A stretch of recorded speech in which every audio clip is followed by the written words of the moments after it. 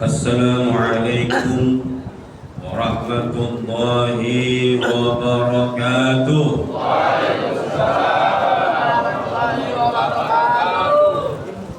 Alhamdulillahi rabbil alamin. Wassalatu wassalamu ala asyrafil anbiya wal mursalin Sayyidina Muhammadin wa ala alihi wa sahbihi ajma'in, amma ba'du. Yang saya hormati para asatizah, para hujjaj, para orang tua, tokoh masyarakat, bil khusus DKM Masjid Jami As-Sa'adah, guru kita Ustaz Syarifuddin Matizi SHG, para guru-guru kuliah subuh kebagusan dan juga para pembina kuliah subuh, di antaranya guru kita Kiai Haji Muhammad Ali Usman, Kiai Haji Tubrani, Kiai Haji Dr. Taufik, Kiai Haji Abdul Rahman Arif, MC kondang kita yang bisa apa saja, ceramah bisa, selawatan bisa, ngaji bisa, nyanyi bisa, siap dipanggil kapan saja asal bayarannya cukup. Ustaz Muhammad Yunus SHG, Ustaz Hasan, guru kita Ustaz Muhammad Zarkasi yang sedang berbisnis baju. Kalau ada yang mau pesan nama dia, insya Allah bisa dipesan. Ada Kanzen, mereknya Kanzen ya? Kanzen ya, model tipe-tipenya banyak, harganya 150.000. Lewat saya 200.000. Tidak keuntungannya. Guru kita Ustaz Kiai Haji Abdul Rahman Mahayyar MA, Ketua Kuliah Subuh Kebagusan Sabtu Kebagusan, Bapak Ustaz Abdul Munir, orang tua kita Bapak Ustaz Haji Asif, dan seluruhnya para ketua DKM Musolah yang tergabung dalam Kuliah Subuh Sabtu Kebagusan, serta jamaah yang insyaallah dicintai dan dimuliakan Allah Subhanahu wa Ta'ala. Bersyukur kepada Allah dengan mengucapkan Alhamdulillahirabbil alamin. Berselawat kepada baginda Muhammad sallallahu alaihi wasallam dengan mengucapkan Allahumma shalli wa sallim wa barik alaihi. Ibu-ibu yang di atas yang saya hormati, hadirin yang dimuliakan Allah Subhanahu wa Ta'ala, tadi Ustaz Ali sudah menyampaikan tafsir surat As-Saffat ayat 102. Dalam tafsir itu disebutkan falamma balagha ma'ahu sa'ya, dan ketika anak itu usianya udah satu. Tuh anak siapa namanya? Anak siapa namanya? Tahu dari mana namanya Ismail? Di situ tidak ada disebutkan.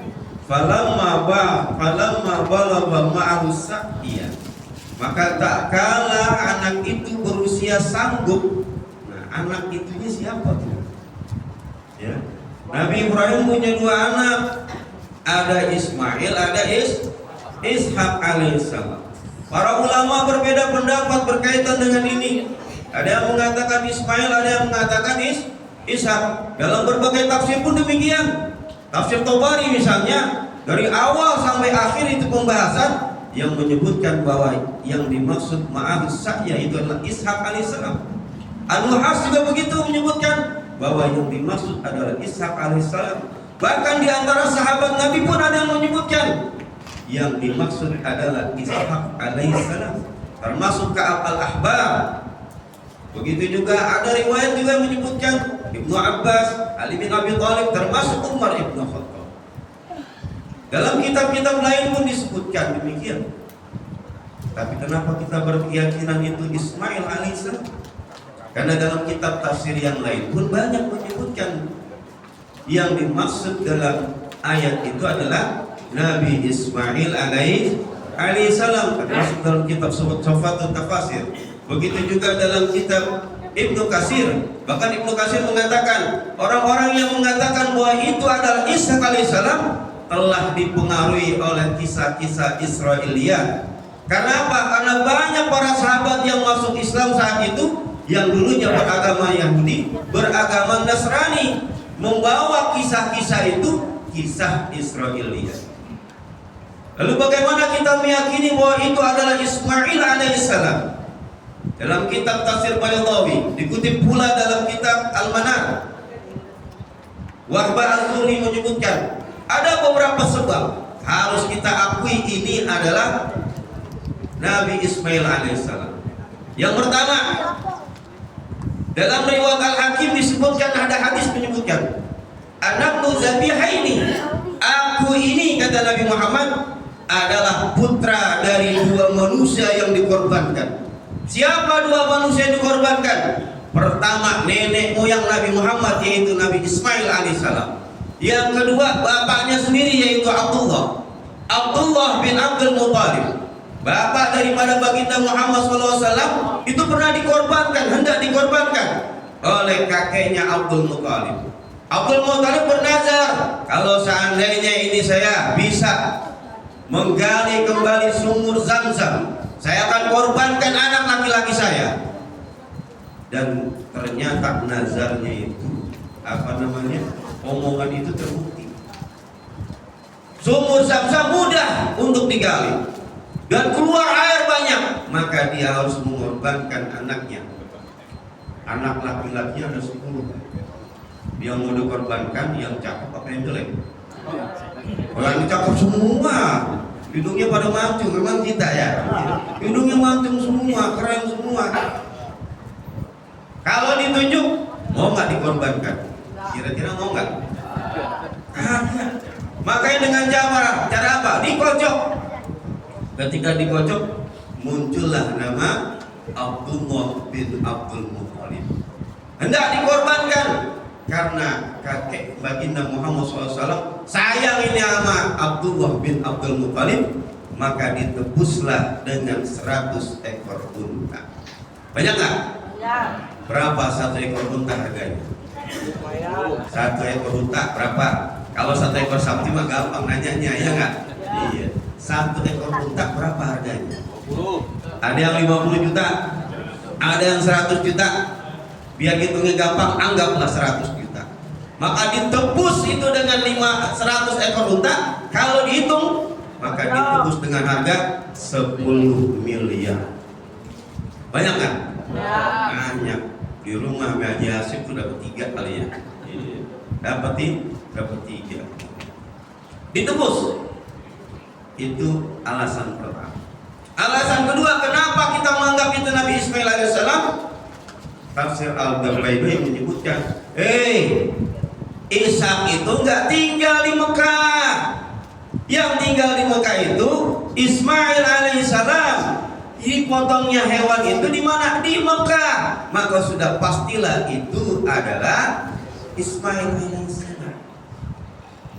Yang ketiga, di dalam surat selanjutnya, sebelumnya, di ayat sebelumnya, ayat 100, itu Nabi Ibrahim berdoa, Rabbi habli minas shalihin. Ya Allah, berikanlah aku anak yang termasuk anak saleh. Fabasyarnahu bighulamin halim. Lalu kami berikan kabar gembira kepada Nabi Ibrahim, anak yang penyabar. Siapa ya anak penyabar? Ayat selanjutnya, ayat berikutnya, ya, baru falamma balagha. Siapa yang sabar ini? Dalam surat Al-Anbiya ayat 85 itu disebutkan wa Ismail wa Idris wa Dzulkifl kullum minas sabirin. Nabi Ismail, Nabi Idris, Nabi Dzulkifli, mereka semua termasuk orang-orang yang sabar. Dan kalimat bighulamin halim, orang yang sabar, yang dimaksud di situ adalah Nabi Ismail alaihissalam. Maka jelaslah bahwa keyakinan kita bahwa yang ada dalam surat As-Saffat ayat 102 adalah Nabi Ismail alaihissalam. Falamma balagha ma'us sa'ya, pada usia sanggup, usianya berapa? Macam-macam. Ada yang bilang 7, ada yang bilang 13. Ya, ada yang bilang antara 7 sampai 13. Dalam kitab Tafsir Jalalain menyebutkan demikian. Tinggal kita mikirin itu. Pikiran kita ini 7 tahun zaman dulu tuh kayak gimana? Jangan pikirin kayak anak kita, beda. Apalagi orang Arab, dia nggak, makanannya luar biasa. Kalau kita makan nasi ya sepiring, ya lauknya dikit. Mereka makan kambing satu, nasinya sedikit, beda sama kita, makanya badannya gede-gede. Ya. Falamma balagha ma'saya. Qala ya bunayya, hei anakku Ismail, inni ara fil manam, sesungguhnya aku melihat dalam mimpi. Sudah dijelaskan sama Ustaz Ali, 3 kali dia mimpi. Nabi Ibrahim mimpi pertama, Nabi Ibrahim, korbankan anakmu. Ada yang mengatakan, kenapa Allah menyuruh Nabi Ibrahim itu untuk mengorbankan? Karena dia pernah nazar katanya. Suatu ketika dia pernah mengorbankan untuk fisabilillah, dia mengorbankan 100 ekor domba, 1000 ekor domba, 300 lembu atau sapi, dan 100 ekor unta. Banyak apa enggak? Orang korban, satu orang korbannya 1000, ya, 1000 ekor kambing, 300 sapi, kemudian 100 ekor unta. Kalau Masjid As-Sa'adah mengorbankan 1000 ekor kambing, 300 ekor unta, lalu 100 ekor unta. Ustaz Sarifudin pasti bingung bukan motongnya, itu taruh di mana? Taruh di mana? Karena saking banyaknya. Dan Nabi Ibrahim gak pernah mikir itu ngorbanin, ya. Sampai malaikat kagum luar biasa, masyarakat juga kagum. Hebat tuh Nabi Ibrahim ngorbanin banyak banget. Kalau kita tuh aja mikir, bener gak? Mikir gitu kan. Ada orang misalnya di sini Ustadz Sarifudin menyantumkan itu tadi saya sempat baca dulu. Patungan sapi 3.500.000, sebentar ya. 3.500.000. Sebelah sono 3.750.000. Sebelah sono lagi 3.800.000. Masjid Nurul Hidayah 4 juta. Di sekolahan saya 2.700.000. Kira-kira kalau Muslim mau milih, ya, patungan ikut yang mana? 2.700.000 di sekolah sekalian, 2.700.000 ikut tempat saya ya. Iya. Kalau mau yang murah ya enggak? Iya. Tapi kan kita nyari yang bagus. Ya. Kalau korban nyari yang bagus karena pernah pengalaman, saya udah cantumin tuh. Nurul Hidayah 4 juta udah daftar. Udah daftar. Begitu dikasih tahu berapa Ustaz saya 4 juta. Aduh, saya udah korban di tempat sono. Di tempat sono 3.500.000 ternyata. Pindah. Ya. Beda dengan Nabi Ibrahim alaihissalam. Dia mimpi tuh, ya, mimpi suruh korban. Ternyata dia pernah korban itu banyak benar. Begitu banyak korbannya, ini masyarakat kagum, termasuk malaikat kagum kepada Nabi Ibrahim, sehingga keluarlah kalimat dari mulut lisan Nabi Ibrahim alaihissalam. Jangankan cuma ini hewan, saya kalau punya anak saya korbanin demi Allah. Itu omongan orang yang belum punya anak. Omongan orang yang belum punya anak gitu. Begitu juga kita. Saya kalau punya duit 10 juta beli sapi nih, gue ikut patungan sapi. Dikasih rezeki 10 juta. Ada ragu-ragu. Patungan kagak, beli kagak tuh begitu.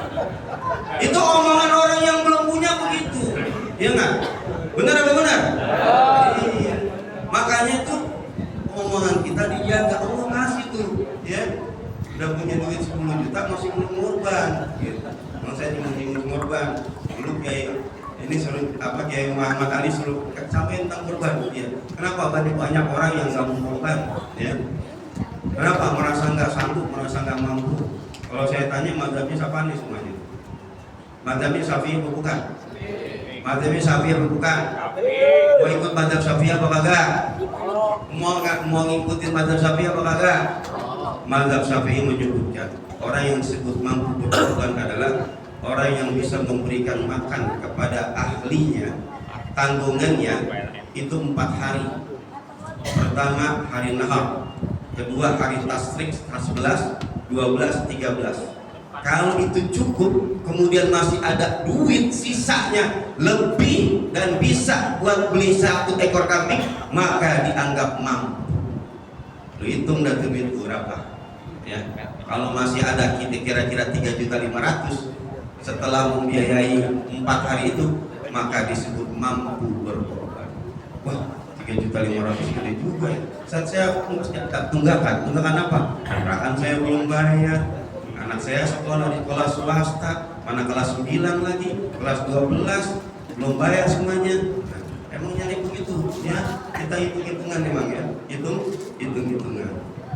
Bermimpi itu Nabi Ibrahim, sehingga dalam mimpi itu kira-kira disebutkan, hei Ibrahim, bayar nazarmu, korbankan Ismail. Berpikir ya, berpikir di hari Tarwiyah, kemudian di hari Arafah dia mulai yakin, ini bukan dari setan, ini benar nih, ini Allah Subhanahu wa taala. Gitu. Sehingga di hari ke-10 terjadilah pemotongan hari Nahar, ya, dikasih tahu 2 anaknya. Karena mimpi bagi nabi, para nabi itu adalah wahyu, kebenaran. Ini saya pernah didatengin sama 2 orang.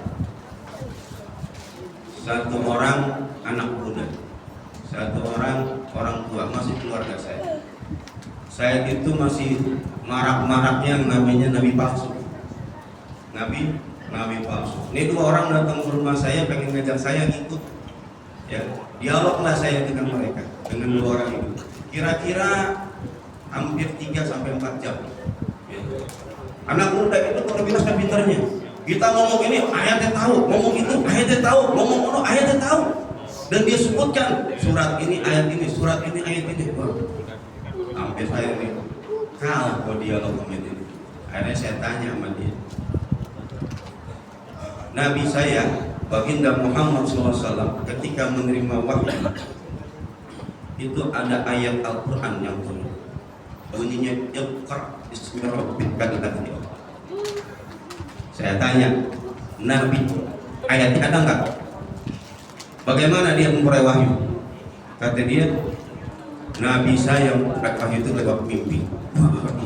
Lewat mimpi. Sebagaimana Nabi Ibrahim bermimpi menyembelih anaknya, sebagaimana Nabi Yusuf alaihissalam bermimpi yang ditakdirkan oleh Yakub. Akhirnya saya tanya lagi, kalau Yusuf alaihissalam mimpi ditakdirkan oleh Nabi Yakub yang merupakan bapaknya, Nabi Ibrahim bermimpi nakwilin sendiri karena dia seorang nabi. Nabimu itu yang nakwilin siapa? Siapa yang takwilin? Dia sendiri. Bahaya kalau begitu. Kalau bisa nawilin sendiri. Hasan Sabu, saya bawa supporter Hasan Sabu nih ya. Hai Hasan Sabu, engkau adalah nabi penerus Rasulullah Muhammad. Wah, ditakwilin tapi sendiri. Oh, kalau begitu nabi. Bahaya. Bisa-bisa di kebagusan banyak nabi. Bener kan? Kan nggak bisa nawilin sendiri. Kalau seandainya ada mimpi-mimpi seperti itu. Yang bahaya lagi kalau semua mimpinya kita ini dianggap benar. Wah, hai Hasan Sabu, nikahilah janda sebelah. Kata Hasan Sabu, wah ini benar nih mimpinya. Benar, ini roh Sosodi ya, mimpi yang benar. Saya harus nikahin janda sebelah. Mau aja Hasan Sabu? Hah? Nikahin janda sebelah? Nah, janda sebelah sini. Mau? Atau sebelah sini? Ya. Tuh. Bermimpi, ya, maka mimpi Nabi itu adalah kebenaran. Ya bunayya inni ara fil manami anni azbahuka. Sesungguhnya aku bermimpi. Dalam mimpi itu aku menyembelih engkau. Fanzur madza tara. Bagaimana pendapat? Kalau kata Ustaz Ali tadi itu, inilah satu pendidikan buat kita. Orang tua terkadang banyak merasa benar, ya, anak-anak dianggap bersalah. Terkadang juga perlu kita berdialog sama anak-anak kita. Anak-anak kita punya pendapat, apalagi Gen Z ini, pendapatnya luar biasa. Cerita aja, saya dulu mau nikah lagi, ngomong sama anak saya, ngomong, gitu. enggak nih janda beneran. Janda utuh. Cuman tuh anak punya ini yang punya syarat-syarat, itu dia syaratnya berat. Itu kan padahal sudah ditawarin sama janda tinting itu untuk 5 tahun. Saya tanya sama dia, boleh nggak kami nikah lagi? Oh boleh Bi, harus nikah lagi katanya. Alhamdulillah, mendukung. Tapi saat kesana apa? Tidak boleh dengan orang yang bercerai, harus dengan janda yang meninggal. Janda yang meninggal. Ya tanya, perawan boleh nggak? Kagak boleh. Kayak bilang ada 25 tahun nih, ada 25 tahun ini mau ngabi katanya. Kagak boleh, gitu kan. Kalau mati, ini anak orang berbakti, orang berbakti, nggak tahu kesenangan makan gula. Kita dialog, ya. Begitu juga mengenai pendidikan. Ya, mau masuk sekolah mana? Saya mau masuk Aliyah, silakan. Kalau Abi pengennya kamu masuk pusat ini, enggak Aliyah. Kita coba mana-mana. Doain ya Allah mudah-mudahan kagak lulus. Mudah-mudahan kagak lulus. Anak saya minta tuh Aliyah kagak lulus. Akhirnya masuk pesantren. Alhamdulillah. Dialog. Mau ngapain aja kita dialog dengan anaknya untuk mengambil keputusan. Tapi ingat kata Ustaz Ali, itu didik anak nggak sembarangan. Begitu Nabi Ibrahim mengatakan, "Fandur maza tara," ada keyakinan yang luar biasa pada Nabi Ibrahim. Kenapa? Ini anak udah dididik dengan sifat-sifat Allah, dengan keesaan Allah, dengan akhlak mulia, dengan cara berbakti kepada orang tua. Maka ada keyakinan berani ngomong begitu. Makanya dia bilang, itu katanya. Iya.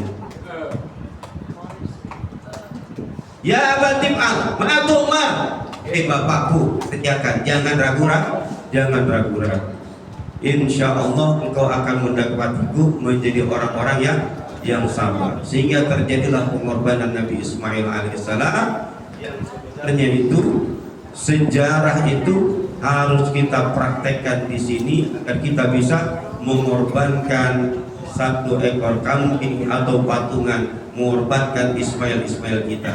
Kalau Bapak mau baca bukunya cakep itu, bukunya Haji karangan Adi Saryati, menjelaskan tentang pengorbanan dan juga siapa itu Ismail. Demikian, lebih kurang mohon maaf, udah ada yang amin soalnya kencang-kencang ya. Assalamualaikum warahmatullahi wabarakatuh. Waalaikumsalam warahmatullahi